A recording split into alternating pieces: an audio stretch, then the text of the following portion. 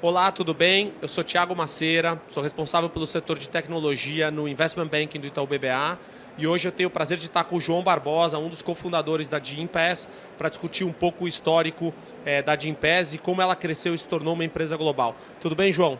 Tudo bem, Thiago? Muito obrigado aí pelo convite. Feliz de estar aqui e compartilhar um pouquinho mais aí da nossa história com vocês. Obrigado, João. Para a gente começar, me conta um pouco como é que surgiu a ideia de criar uma plataforma de bem-estar e como é que vocês conseguiram crescer, tirar do papel e fazer com que a Gympass se tornasse um líder global no setor de plataforma de well-being para funcionários de empresas. Ótimo. Bom, primeiro uma grande jornada, né, durante todo esse tempo. Então, literalmente foi uma montanha-russa aí de emoções, né? A gente começou o Gympass em 2012 e basicamente a ideia inicial era para criar um site, uma plataforma, né, um marketplace para venda de passes diários de academia. O problema que a gente queria resolver era que muita gente muitas vezes pagava a mensalidade e não usava. Eu mesmo, o meu sócio, todo mundo, a gente trabalhava em banco, mercado financeiro, consultoria, sempre viajando, e sempre tinha uma rotina que muitas vezes a gente pagava e não utilizava o serviço. E isso gerava uma saída, né, e uma restrição muito grande para esse mercado crescer. E olhando para isso também, no Brasil a gente tem menos de 5% da população que faz atividade física versus de 15% a 20% nos Estados Unidos e níveis acima de 10%, 15% na Europa. Então o potencial de desenvolvimento desse mercado no Brasil era enorme. Então a ideia inicial foi criar o site para venda de passes diários. A gente viu que não funcionava, sempre a compra, né, de atividade física é uma compra muito emocional. Então, sempre na segunda-feira, depois de feriado, início de ano, todo mundo, não, agora eu vou comprar uma mensalidade que aí eu me obrigo a usar. Então, a gente viu que o modelo era bom, eu gerava muitos leads para as academias, mas eu não conseguia gerar retenção. Então, o custo de aquisição do cliente era muito alto, a gente não conseguia rentabilizar a plataforma desse jeito. E aí, nesse processo, a gente mudou e pivotou o nosso modelo aí mais de 5 vezes. Então a gente começou vendendo os passes diários, depois a gente começou vendendo mensalidade da academia, aí era uma bagunça, não conseguia organizar, a gente criou a mensalidade do Gympass, que eram as diárias ilimitadas, voltada para o público B2C, e a gente começou a crescer muito, mas ao mesmo tempo a gente começou a canibalizar muitos nossos parceiros. Então o cliente da academia, em vez de comprar com a academia, comprava com o Gympass. E toda a nossa tese que a gente era, olha, eu preciso trabalhar esses 95 que ainda não estão. Eu preciso achar um modelo que vá gerar incrementalidade. E aí a gente quase faliu, aí mudou de novo, aí começou a vender para as empresas, mas aí o modelo também não funcionava, a gente quase faliu de novo porque a gente errou na precificação. Aí, logo ali no final de 2014, 2 anos e meio, quase 3 anos, depois aí de várias idas e vindas, quase quebrar 2 vezes, a gente chegou no modelo que eu realmente gerava valor para todo o ecossistema. Que eu tinha, de um lado, as empresas, um investimento muito mais eficiente, economizando, gerando resultado e tendo todos os dados, né, para possibilitar esse investimento, e eles não conseguiam replicar a flexibilidade que a gente oferecia. Usuário pagando menos, ganhando uma maior flexibilidade e trazendo gente nova para o mercado, literalmente. E os parceiros, a gente conseguia trazer cerca de 90% a 95% das pessoas que a gente enviava para as academias nunca tinham estado em uma academia. E aí a gente viu, opa, agora eu tenho um modelo que é sustentável, é ganha-ganha para os 3 pilares do ecossistema, e o Gympass está aqui no meio como intermediador, agregando valor para ambas as partes. Agora a gente tem um modelo que é vencedor. E aí que surgiu todo o pivot nosso aqui de desligar toda a chave de B2C, focar no B2B. E a grande vantagem que a gente teve é que não tinha ninguém fazendo isso. Então a gente falou, cara, olha, agora a gente precisa desenvolver esse modelo no Brasil e em outros países, porque ainda não tem ninguém. Então tem uma grande oportunidade. Então foi uma jornada aí de 3 anos de uma montanha-russa muito grande para achar um modelo que fosse sustentável. E aí depois de desenvolvimento, aí expansão, foi outra montanha-russa também aí que eu falo um pouquinho mais aí para contar um pouco dessa história internacional também. Não, muito legal, a história é incrível. Deixa eu te fazer uma pergunta até nessa linha, você vem falando muito e você mostrou como essa jornada é de contínua evolução, né? E a Gympass, obviamente que ao longo dessa jornada você mencionou, foi além do que era, né, o passe da academia de ginástica para ser uma grande plataforma de bem-estar, né, de well-being. Com isso, o cenário competitivo ele muda bastante também, né? Como é que vocês estão vendo isso? Qual é a visão de vocês para essa plataforma, que hoje ela é muito mais só do que a parte de exercício, de ajudar no sedentarismo? Qual é a visão que vocês têm de futuro e quais são os desafios para que vocês possam, obviamente, executar essa visão? Não, ótimo. Eu acho que quando você está no mercado que ainda é muito pouco explorado, tem um grande potencial de crescimento. E quando a gente olha a questão da prevenção, qualidade de vida, não é uma moda. É uma necessidade que daqui a 10 anos ela vai continuar existindo. Por mais que tenhamos tecnologia, AI, tudo novo, a gente ainda precisa cuidar do nosso corpo, da qualidade de vida. Então, quando você olha um cenário que é muito promissor, que tem um grande potencial, sempre vai ter muita competição e outras empresas trabalhando. E isso é muito bom para o mercado, o desenvolvimento, porque um pouco valida a sua ideia que está trabalhando com isso. E quando a gente olha dentro do Gympass, a gente tem poucos concorrentes globais que estão trabalhando em nichos específicos, em mercados específicos. A nível global, a gente não tem nenhuma empresa trabalhando e fazendo o que a gente está fazendo. Então, a gente não gosta de olhar o que o competidor ou o desafio. Eu acho que o desafio mais é nosso, de como a gente pode melhorar, como a gente pode gerar uma melhor experiência para o usuário, como a gente pode entregar um melhor serviço. Então, a gente olha muito internamente como a gente pode se reinventar. E do outro lado, o Gympass ele começou como uma vertical de atividade física.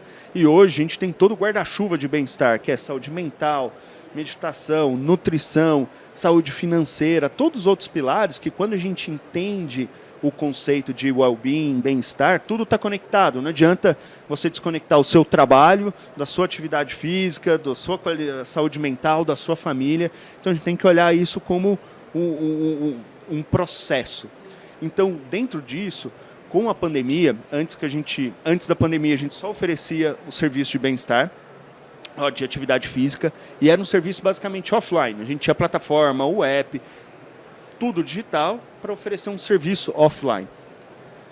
Com a pandemia, a gente foi obrigado, em 2 meses, a digitalizar tudo.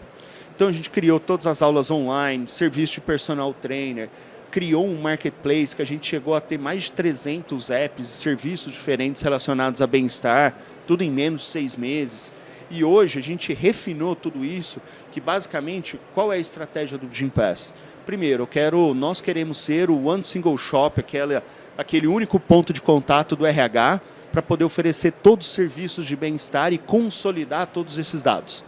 Então, para a gente realmente poder calcular um retorno de investimento, os benefícios para a empresa como um investimento e não um custo adicional de benefício. Então, hoje a gente tem a vertical de atividade física, a gente criou uma nova vertical que é o Wellness, saúde mental, e a gente tem parcerias com os principais players globais em cada uma dessas verticais. Então, por exemplo, o Strava para corridas e atividades outdoor, o Calm, que é a plataforma de meditação e mindfulness, a Live Up, Sum Up, que é de nutrição. Então, todos esses caras que são referência no seu mercado, a gente quer trabalhar junto, porque no final não adianta eu querer desenvolver, fazer todo esse investimento, então a gente acredita muito no modelo que a gente começa a trabalhar em conjunto, traz todos esses parceiros próprios para a gente poder agregar, porque eles são especialistas nessa vertical. E aí a gente consegue consolidar e oferecer um serviço único para a empresa, consolidando todos esses serviços. Então a gente olha muito a oportunidade de parceria com essas referências para poder trabalhar e garantir o sucesso, a melhor experiência do usuário, o melhor UX para cada uma dessas verticais linkadas com a atividade física, bem-estar e wellness. Bastante trabalho à frente ainda aí, mas muito legal que vocês estão crescendo. A gente está aqui no Web Summit e acho que esse evento é mais uma prova do tamanho que o ecossistema brasileiro se transformou, né, João? E acho que um dos temas recorrentes que a gente tem ouvido aqui é do potencial do Brasil de criar grandes empresas globais. A gente já ouviu isso em várias palestras aqui, principalmente dos palestrantes internacionais. Eles têm muito essa visão de que o Brasil pode ser um grande criador de empresas globais, né? A Gympass acho que é uma das pioneiras, né? Uma das primeiras empresas brasileiras que conseguiu efetivamente se tornar global, né? Conta um pouco quais foram os desafios que vocês encontraram, desde questões de cultura, questões de, obviamente, aprendizado. E se você pudesse dar uma dica para os empreendedores que estão ouvindo a gente aqui, que dica você daria com relação a esse tema de internacionalização? Não, ótimo.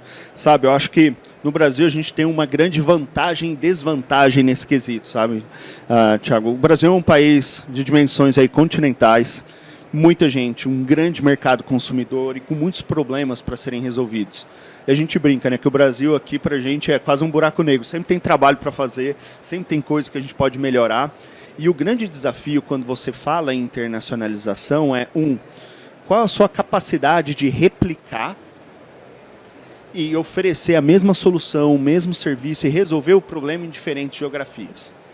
Quando você identifica que muitas vezes, quando a gente olha aqui no Brasil, áreas como fintech, muitos problemas são específicos e naturais aqui do Brasil, com certas características que criam uma certa dificuldade para você replicar essa mesma solução ou a mesma base que você tem em outros países. No nosso caso, a gente teve o benefício que a crise de bem-estar, a necessidade de qualidade de vida é comum em todos os outros locais e a gente conseguiu replicar a nossa plataforma com o mesmo serviço oferecido em todos os lugares. Então, assim, quando eu olho assim, um pouco o porquê do sucesso, foi a nossa capacidade de replicar toda a estrutura, produto, tudo que a gente tinha aqui no Brasil, exatamente igual para os outros países. Quando você precisa personalizar e ter muitas adaptações, gera um grande desafio, que é um trade-off interno muito grande. Que é, eu injeto recurso para personalizar e criar uma nova plataforma num novo mercado que eu não conheço, ou eu continuo investindo no mercado atual. Então aqui você tem um ganho de escala muito legal, que você continua investindo na sua plataforma e ela é escalável para todos os demais mercados. Esse é o primeiro ponto. O segundo é você ter uma priorização muito grande de alocação de capital, de que cada real investido aqui no Brasil vai gerar um retorno X. Esse mesmo retorno vai estar próximo nos demais mercados? Então acho que isso é muito importante e também alinhar a ambição das empresas brasileiras para mercados que realmente sejam substancialmente grandes ou com grande potencial como o Brasil. Porque o Brasil, a gente tem condição aqui de gerar unicórnios, grandes startups, focadas somente no mercado nacional, que é um grande benefício, que é algo muito difícil de acontecer no restante da América Latina, que o mercado é pequeno. Sim, claramente.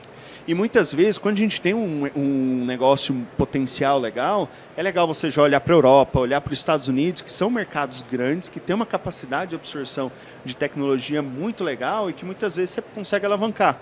Que o desafio, muitas vezes, de você expandir não é quantos países, não é qual país. Sempre vai ter a barreira cultural, sempre vai ter a barreira jurídica, que você precisa entender como os negócios acontecem. Então, muitas vezes, um grande aprendizado nosso foi que para você abrir um país pequeno, o trabalho é quase igual de abrir um país grande. Então, um país pequeno da América Latina ou um país pequeno da Europa, o trabalho é quase igual você abrir os Estados Unidos. Mas o potencial que você tem é muito maior. Então, muitas vezes, eu acho que quando o teu negócio, você tem um modelo de negócio que é legal, que você consegue replicar, que existe oportunidade em outros países, você está bem organizado internamente. E a gente teve grandes desafios desde, olha, vamos contratar e abrir um novo país. Aí o time, olha, que computador eu compro? Eu não tinha uma política de qual era a especificação de máquina, do que podia. Cara, vai e compra alguma coisa, vai aí. Mas são esses tipos de detalhes de políticas internas, políticas de avaliação de desempenho, como a gente avalia desempenho, como a gente faz o onboarding, como a gente cuida da cultura. Então a gente teve um trabalho muito grande porque a gente exportou muitos talentos. Então muitos brasileiros, pessoas que já tinham trabalhado em outros mercados, sempre iam viajando. E eu fiz muito desse trabalho de ir viajando, mudando de país, para construir a cultura, tudo isso. A gente ainda não estava maduro o suficiente para documentar, para organizar tudo isso, como a gente consegue avaliar. Então foi um trabalho ao longo do caminho aí desse processo que é muito importante. Você estar pronto a arrumar a sua casa tem que estar muito bem organizada para você conseguir expandir e focar somente na expansão do negócio e não na organização interna. Não, muito legal. João, Queria agradecer muito você pela essa conversa, acho que é incrível a história da Gympass, parabéns pelo que vocês estão construindo e queria agradecer também quem assistiu o nosso podcast aqui. Obrigado, João, obrigado, pessoal. Muito obrigado, pessoal.